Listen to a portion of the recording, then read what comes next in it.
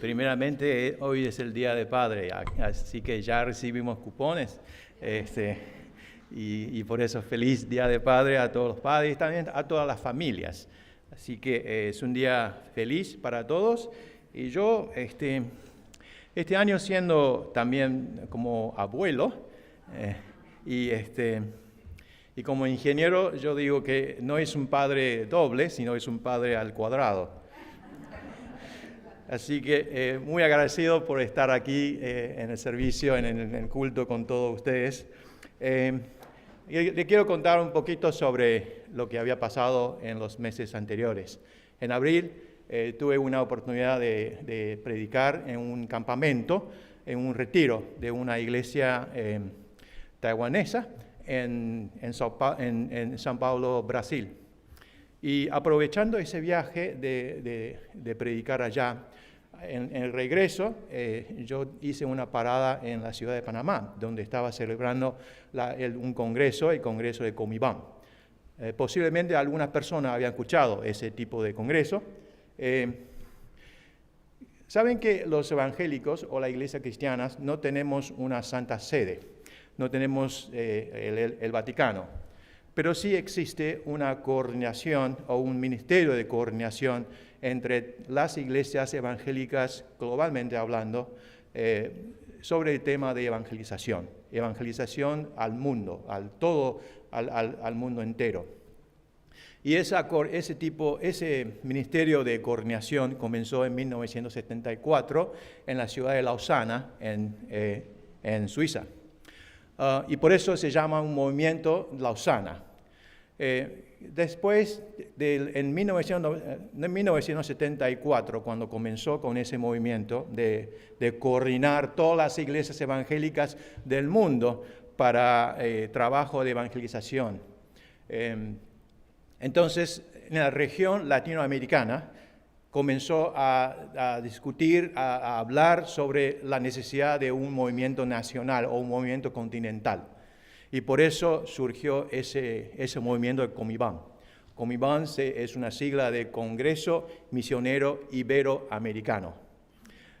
Y esta vez, este año, entonces celebra un congreso cada 10 años, comenzando en 1980. Y este año la celebración fue en Panamá. Aprovechando mi viaje de regreso, hice una parada y estaba por dos días en la ciudad de Panamá para asistir a ese congreso.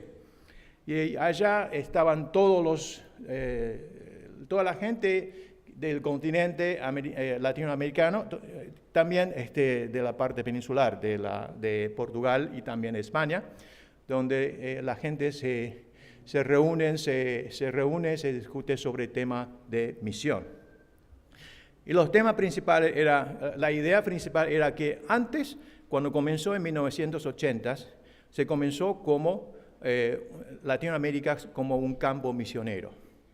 Pero hoy día se ha transformado a ser una fuerza misionera. Entonces la sigla, el tema principal es que de campo misionero se transforma a ser una fuerza misionera en el mundo, en la iglesia, en el cristianismo global. Y los temas principales sobre ese congreso se habla del tema de evangelismo, de discipulado y de la plantación de nuevas iglesias. Y eso es el tema de atención de todos los misioneros, la mayoría de los misioneros del campo evangélico sobre la misión mundial.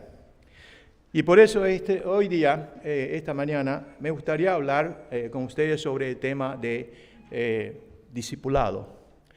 Porque muchas veces cuando hablamos de misión, la gente comienza a pensar que la misión se trata de lugar frontera, lugar muy lejos, vamos a un lugar donde se dice que es una etnia no alcanzada. Pero en realidad, de acuerdo a la Gran Comisión en Mateo 28, se habla más que todo de alcanzar a las etnias, sino también alcanzarlo con el discipulado.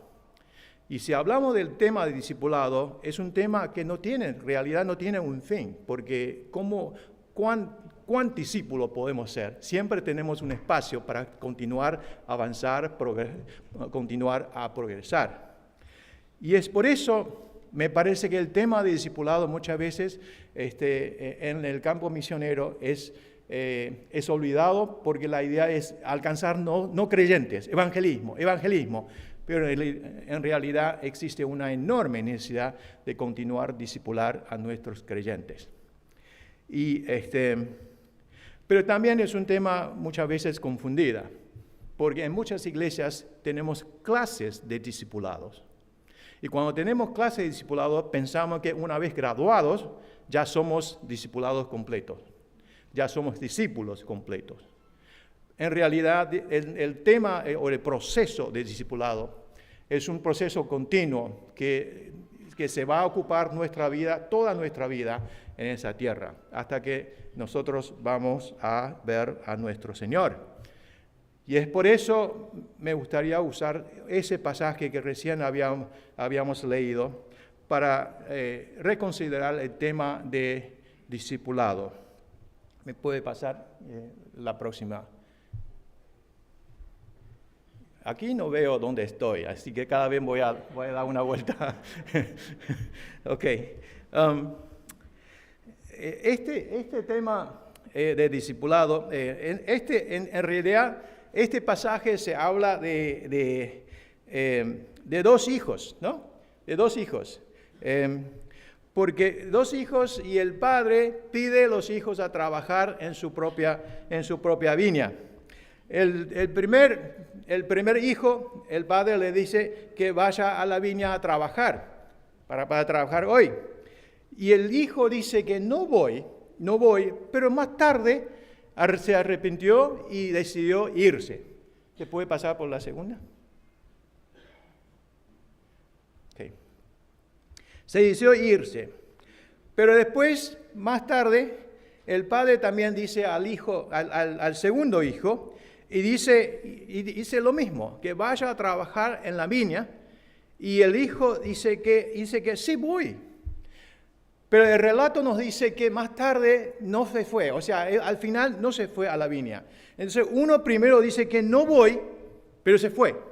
Y el segundo dice que voy, pero no fue. Y en este pasaje existe en nuestra fe algo muy, muy familiar en nuestra creencia, que es el tema de arrepentimiento. Pero el uso de arrepentimiento como verbo, arrepentir, en el pasaje aparece solamente en el primer hijo, no en el segundo hijo. Y eso quiere decir que arrepentir, en algunas versiones, en la traducción en español, se dice es un cambio de actitud, ¿no? Es un cambio de actitud. Podemos ver de esa manera que en el pasaje, el primer hijo, en realidad, sinceramente no quería ir. Cuando contestó al padre, dice que no voy, es porque realmente no quería ir. Pero en el proceso, él empezó a cambiar, a tener otras ideas. Y apareció esa acción o ese acto de arrepentirse. Y por eso finalmente se fue. Y sinceramente se fue. O sea, todo lo que había hecho salió de su corazón. Primero decía que no voy porque realmente no quería ir. Pero al final, después de arrepentimiento, él decía que voy. Y eso también es desde su propio corazón. El segundo hijo, cuando en la descripción del pasaje no apareció la palabra de arrepentirse. Y es por eso, es muy posible que eso significa que para el segundo hijo, desde el comienzo, ya no tenía intención de ir. O sea, en primero cuando decía que sí voy, no era una respuesta sincera, sino se pretendía que iba a ir a la viña. Pero en realidad su acción final era consistente de lo que había pensado en el comienzo. Él no quería ir, decía que iba, pero no quería ir. Y ahora finalmente demostró su propio corazón, finalmente no se fue. Y es por eso en la Biblia nos dice que el primer hijo, en su respuesta, en sus acciones, era algo aceptable para el Señor, para Jesús. Pero el segundo hijo, en su respuesta, en su forma de interactuar con su padre, no era lo que debía ser. Y es por eso la Biblia, esta narración nos demuestra claramente que Jesús tenía una preferencia sobre el primer hijo y no sobre las acciones del segundo hijo. La próxima. Y es por eso podemos leer un poquito, podemos examinar un poquito sobre los próximos versículos, comenzando del versículo 31, porque Jesús decía, ¿cuál de los dos hizo lo que su padre quería? Y el primero, contestaron ellos, la gente que estaba alrededor de Jesús. Pero entonces Jesús le dijo que les aseguro que los recaudadores y las prostitutas van delante de ustedes en el reino de Dios. Así que aquí Jesús comienza a hablar sobre el tema de entrar o de ir al reino de Dios. Porque Dios siempre quiere usar una vida ejemplar del pueblo de Dios o de los ciudadanos de su reino para mostrar la gloria de Dios. Eso quiere decir que Dios tiene unas expectativas sobre sus pueblos, sobre su pueblo, sobre nosotros. Nosotros cuando lleguemos a ser creyentes, a ser hijos de Dios, a ser ciudadanos de su reino, en realidad no era para nosotros, sino es para mostrar una vida ejemplar para las naciones, para que vean la gente que pertenece a Dios se vive de esa manera. Y Dios quiere que nosotros, y que todo el mundo, todo el mundo que pueda entrar el reino de Dios. Y es por eso debemos vivir en una forma ejemplar en ese mundo.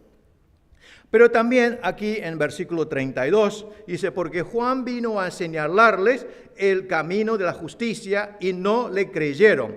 Pero los recaudadores de impuestos y las prostitutas sí creyeron en él. Incluso después de verle estos, ustedes no se arrepintieron para creerle. En el versículo 32 también se muestra dos acciones. Uno es arrepentirse y la otra es creer. Y eso tiene alguna relación con nosotros como creyentes, como seguidores de Jesucristo. No importa cómo nosotros llegamos a ser cristianos. Alguna persona llega a ser cristiano a través de una experiencia dramática, a través de una experiencia sobrenatural.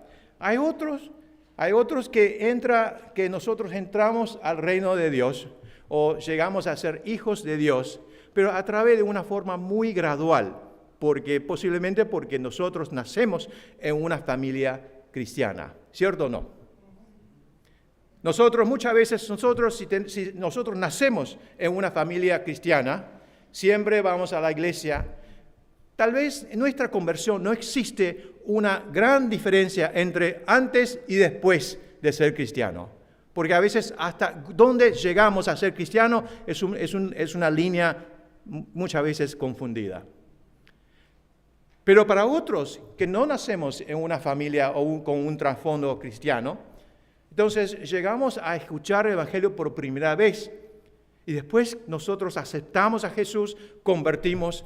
Muchas veces esa experiencia es mucho más dramática y podemos marcar el tiempo, cuándo y cómo nosotros llegamos a ser cristianos. Antes éramos así y después somos así.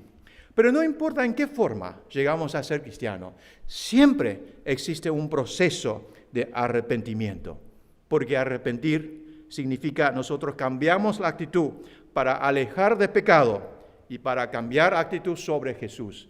Desde ahora queremos seguir a Jesucristo, queremos hacer su propia voluntad en nuestra vida.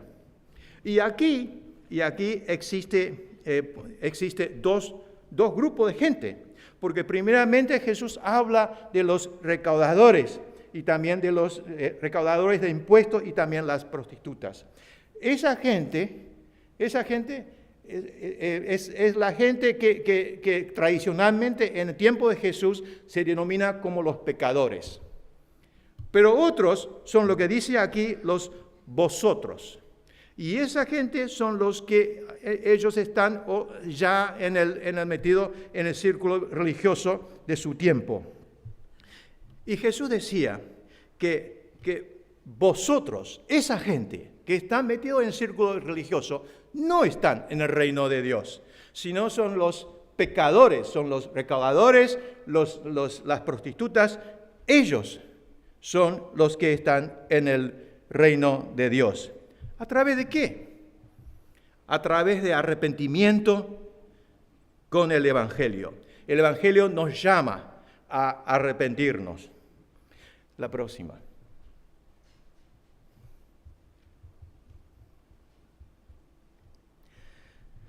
De acuerdo a ese pasaje, la reacción de los dos hijos, me gustaría hablar con ustedes sobre el tema del discipulado. Más que el tema de evangelio, la naturaleza de evangelio, que los que están asociados con la religión no nos salva, sino los que están asociados con el evangelio desde su corazón. En el arrepentimiento, ahí sí nos salva el trabajo de morirse Jesucristo en la cruz. Pero más que todo me gustaría hablar con ustedes sobre el tema de arrepentimiento o el tema de discipulado. Arrepentimiento como clave del discipulado. Me gustaría concentrarse en esos tres temas. Primero es la decisión de no ir, el primer hijo, y después tiene una reflexión más arrepentimiento, y después lo tercero es decisión de irse. El primer hijo decía en el comienzo que no iba, que no quería ir a la viña. Era una decisión, decisión de su propio deseo. Y desde nosotros, como gente que está leyendo este pasaje, nosotros vamos a decir, porque hemos leído todo el pasaje, todo desde comienzo hasta final del pasaje, sabemos el resultado. Y por eso decimos que esa decisión de no irse a la viña no fue una decisión buena, no fue una decisión correcta, hasta podemos decir que es una decisión incorrecta, equivocada. Pero el segundo paso es que cuando decidió no irse, la Biblia nos dice que él comenzó a reflexionar y finalmente arrepentirse. Eso quiere decir que en el proceso de reflexión, él se dio cuenta de algo inadecuado que estaba haciendo y por eso se siente arrepentido. Y el tercer paso se habla de ir. Es una decisión después del arrepentimiento. O sea, es una acción como resultado de su arrepentimiento. Muchas veces nosotros como seguidores de Jesucristo queremos ser discípulos de Jesucristo. En realidad es que nosotros entramos a un estilo de vida. No es una acción de un instante nada más, sino es una decisión de entrar a un estilo de vida. En ese estilo de vida, en esa rutina nueva que vamos a entrar, debemos enfrentar muchas decisiones en todos los días que nosotros vivimos en esta tierra. No solamente decisiones como en qué marca de jabón vamos a comprar. Esos son los más obvios, ¿no? Una decisión muy obvia. O no es una decisión, por ejemplo, esta mañana voy a ir a trabajar. ¿En qué número de bus voy a tomar? Porque tengo 2 o 3 rutas, dos o tres opciones, ¿no? Porque todas esas cosas parecen neutro para nosotros. Parece que no nos impacta mucho. Pero muchas veces algunas decisiones que debemos tomar en nuestra vida sí nos tienen algún tipo de impacto sobre cómo seguimos a Jesucristo. También tienen impacto sobre cómo vamos a mantener nuestra relación con Jesucristo. Por ejemplo, elección de trabajo. ¿Qué tipo de trabajo puedo hacer? ¿Qué tipo de trabajo no puedo hacer? ¿Cuál es el trabajo más adecuado para que yo pueda trabajar como discípulo de Jesucristo? Por ejemplo, ¿en qué lugar voy a estar viviendo? ¿Dónde vivo? En cuanto a dónde voy a decidir mi residencia. A veces, alguna persona quiere vivir en un lugar lujoso, muy cómodo, pero la hipoteca tal vez necesita o demanda que se trabaje 12 horas por día, más de su viaje de un lugar de su casa a su lugar de trabajo, tal vez necesita tomar 13, 14 horas por día para poder trabajar. Y entonces esa compra de una casa es muy posible que nos impacta nuestro ministerio o nuestro servicio en la iglesia, por ejemplo, porque no vamos a tener tiempo. Voy a trabajar por muchas horas, a muchas horas, entonces no voy a poder trabajar, no voy a poder servir en la iglesia. No voy a tener esa energía, porque la energía que tengo se va a gastar en mi viaje. Y es posible que también hasta que yo pueda olvidar o se pueda obviar mi costumbre de devocional. Devocional diaria se convierta a ser un lujo para mí. Existen decisiones que nos impactan como creyentes. Y eso también es parte del discipulado, de ser discípulo. Pero somos humanos.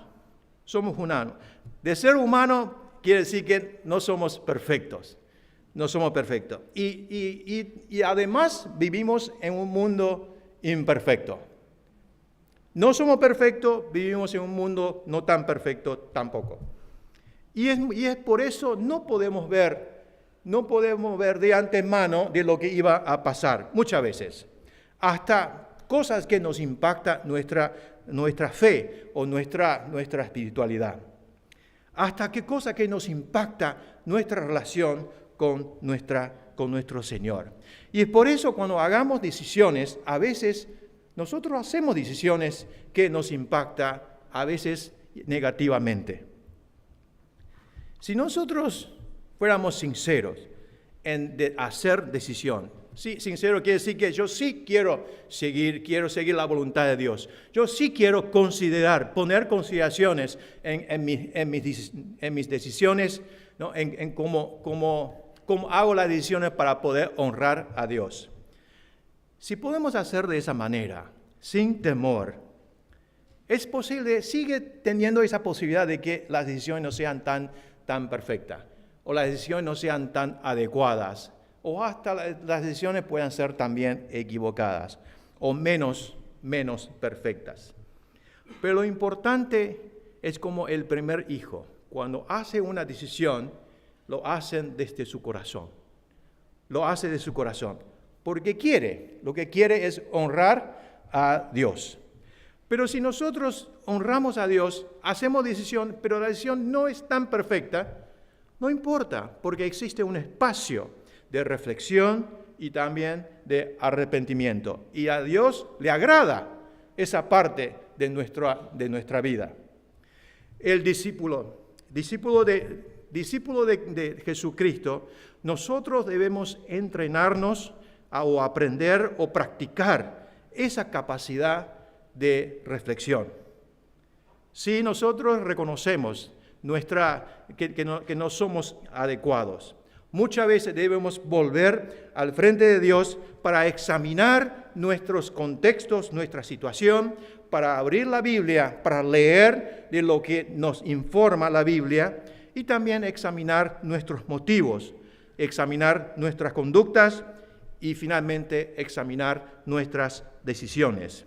Y reconocernos de que Dios tiene una dirección o tiene su sabiduría mucho más que nosotros. Y después comenzamos a hacer nueva decisión para poder arreglar esa dirección donde nosotros debemos seguir en nuestra vida. Hasta que a veces debemos tener esa valentía de poder anular nuestras decisiones anteriores y hacer una nueva decisión, aun sea opuesta de la que habíamos hecho, como este primer hijo. Comenzó con el no y después con el sí. La próxima. Y es así. Es una forma circular de corrección, porque comenzamos con la decisión. Esa decisión sí tiene que ser sincera porque somos discípulos de Jesucristo, porque seguimos a Jesucristo. Por eso en nuestra vida hay miles de decisiones que debemos hacer y queremos hacer todas esas decisiones que sean honrando a la voluntad de Dios. Pero a veces equivocamos. A veces nuestra decisión no son tan perfecta. Y es por eso tiene un espacio de reflexión. Nosotros reflexionamos, nosotros reflejamos y pensando de que cómo podamos mejorar nuestra condición en servicio de Dios. Y llegamos a tiempo de arrepentimiento, que después, una vez arrepentido, pedimos al Señor que nos tenga ese coraje de poder hacer otra decisión. Aún muchas veces la decisión pueda anular o pueda ser opuesta de la que hemos hecho antes. Y es ese proceso circular, o ese proceso, yo diría, más circular que espiral, es una forma de crecer como discípulo de Jesucristo. Nosotros crecemos como creyentes desde decisión, porque siempre hacemos decisiones. Después arrepentimiento, reflexión y arrepentimiento, y finalmente la otra decisión o segunda decisión. Seguimos así como espiral hasta el próximo desafío, hasta que llegamos a la próxima decisión, al próximo desafío. Y es una forma espiral. Nosotros como creyentes, como seguidores de Jesucristo, nuestro crecimiento es una forma espiral. Muchas veces, como creyente de 10 años, 20 años y 30 años, y no hemos crecido, es que nos falta esa capacidad de reflexión y nos falta ese coraje de arrepentirnos. Y es por eso, como discípulos de Jesucristo, debemos practicar y tomar como una habilidad, como una costumbre de nuestro estilo de vida, de ese proceso espiral de decisión, reflexión reflexión y arrepentimiento, y después más decisiones. Le voy a dar un ejemplo. La próxima. Jonás. En la Biblia, en el Antiguo Testamento, tenemos Jonás. Jonás recibió el llamado de Jesucristo para ir a trabajar como profeta en la ciudad de Nínive. Allí su tarea era para proclamar el mensaje de Dios. Pero en ese proceso, cuando recibió el llamado, cuando recibió esa comisión para trabajar en Nínive, él hizo una decisión. Él decidió de no irse. ¿Se acuerda? Él decidió no irse. Y aparte, él decidió de tomar un camino opuesto para ir a otro lado. Y por eso subió a un barco y en el barco se encontró con una tormenta. Y él en medio de esa tormenta comenzó su reflexión. Se dio cuenta que esa tormenta salió de Dios. Y es por eso pidió a los marineros que lo echara en el mar. Pero en el mar fue una sorpresa de que fue tragado por un pez. Entonces, dentro del cuerpo de pez, él comenzó al proceso de reflexión y de arrepentimiento. Y eso fue el capítulo 2 del libro de Jonás. Cuando estaba dentro, él hizo todas esas reflexión, pensando de las cosas, y después comenzó finalmente a alabar a Dios, porque él se dio cuenta que hizo algo mal, y ahora decidió a seguir. Y la Biblia nos dice que entonces al final de esa reflexión y arrepentimiento, Dios hizo que el pez lo escupe, ¿no? Para que él ahora es echado a la tierra seca. Pero cuando estaba en la tierra seca, él hizo la decisión de nuevo. Él decidió ahora de ir a Nínive para seguir la voluntad de Dios, a proclamar el mensaje de Dios. Pero esta vez, cuando se fue a Nínive, comenzó a proclamar el mensaje de Dios, a seguir el llamado de Dios. Para allá, él sí se fue, él sí empezó a proclamar, pero en su corazón no tenía amor, no tenía ese amor de Dios para amar a los residentes, a los ciudadanos de la ciudad de Nínive. Y para Dios eso no era suficiente. Y entonces Dios hizo algo para causar a él que continúe con ese proceso de reflexión y el proceso de arrepentimiento. La Biblia nos dice que en ese momento entonces Dios primero paró, ¿no? Paró su inminente desastre para la ciudad de Nínive. Pero aparte, lo que hizo Dios es que Dios mandó una planta pequeña para darle la sombra en un tiempo caluroso. Y en ese proceso, no solamente subió la planta, darle la sombra, sino también con un bicho, lo pica y después se muere esa planta, se caen las hojas y se pierde la sombra para él. Y en medio de ese medio de calor, él empezó a quejar y posiblemente lo deja en un nuevo estado de reflexión, para que él pueda tener esa oportunidad de reflexión y esa oportunidad de finalmente arrepentirse. La Biblia no nos continúa con más detalles sobre la reacción de él. Pero sí, eso fue la voluntad de Dios, de que cada vez Dios nos trata con ese tipo de interacción. Nos manda con un llamado, entonces nosotros hacemos una decisión no adecuada. Dios hace algo para causar que nosotros entremos a la reflexión y también al arrepentimiento.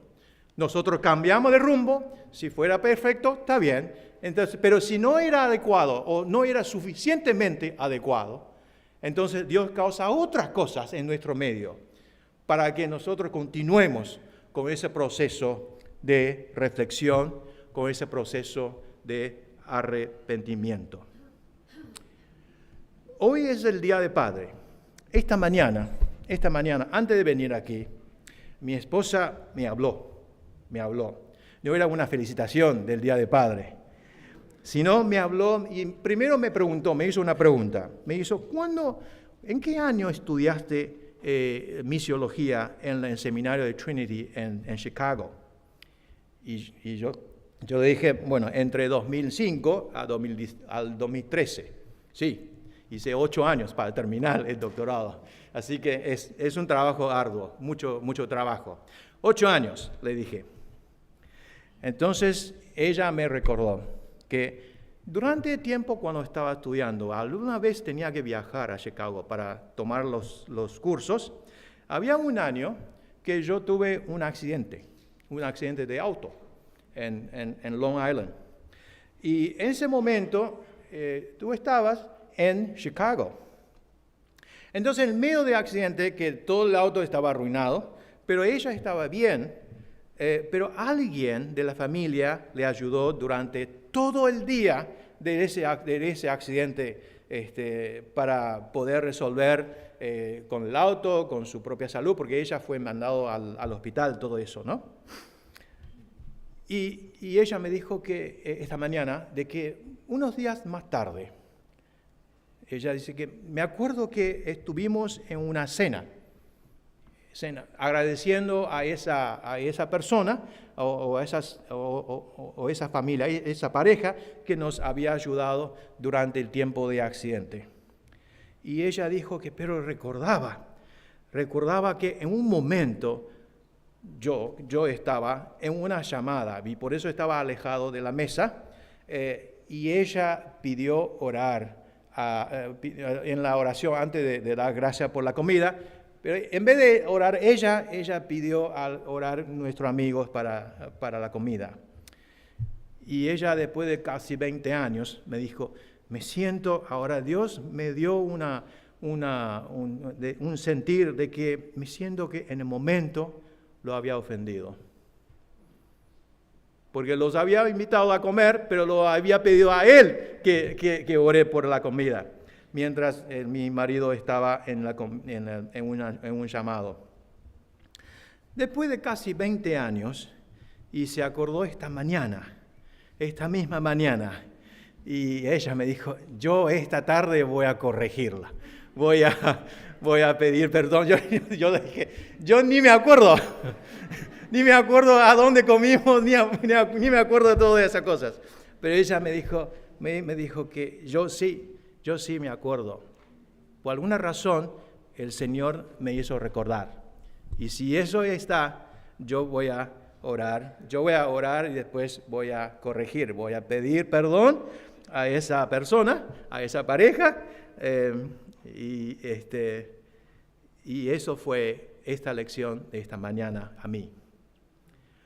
Y yo ahora pregunto, hoy es el Día de Padres, como padre o como padres, ¿nosotros siempre hemos sido correctos en nuestra conducta en casa? ¿Siempre hemos sido correctos o recto en nuestra decisión en nuestra casa? Muchas veces es esa falta de capacidad de arrepentirse nos arruina como discípulos de Jesucristo y también nos arruina como discipuladores.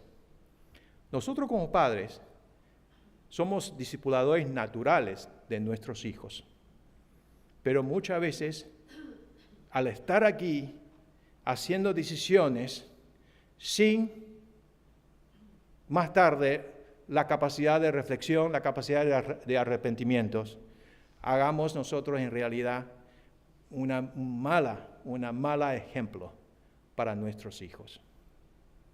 Es una gran responsabilidad de ser padres, pero más que todo, nuestra responsabilidad es demostrar de cómo ser discípulos de Jesucristo. Nosotros como padres debemos dar ejemplos a los hijos, a nuestros hijos, o a todas las generaciones futuras, que sean nuestros hijos, nuestro sobrinos, sobrinas, lo que sea, para que ellos nos puedan ver en nosotros esa capacidad de decisión, reflexión, arrepentimiento y más decisiones para honrar a Dios. Esas acciones hay que ser visibles en nuestras casas. Y hoy día yo les voy a dejar como desafío. Pues siempre digo, en el Día de Padre o Días Madres, siempre les dejo desafío. En realidad debemos celebrar, ¿no? Pero la idea es que nosotros vivimos delante del Señor. Y que esos desafíos debe continuar en nuestra vida. Nosotros, como padres, tal vez es un tiempo que tomemos esa habilidad de reflexión y de arrepentirse, porque esa es la clave de discípulos, de que nosotros seamos discípulos, de que nosotros seamos discipuladores en nuestras casas. Oremos entonces. Padre Celestial, te pido, Señor, que nosotros no fijemos el proceso de discipulado solamente en un curso, sino es un estilo de vida. De que nosotros entremos con esa habilidad de reflexión y de arrepentimiento, para que seamos ejemplos auténticos de discípulos para nuestros familiares, para nuestros chicos y chicas, y también para la gente que está alrededor de nosotros. Seamos no solamente discípulos, sino también discipuladores que puedan honrar a Dios. En nombre de Jesucristo, amén.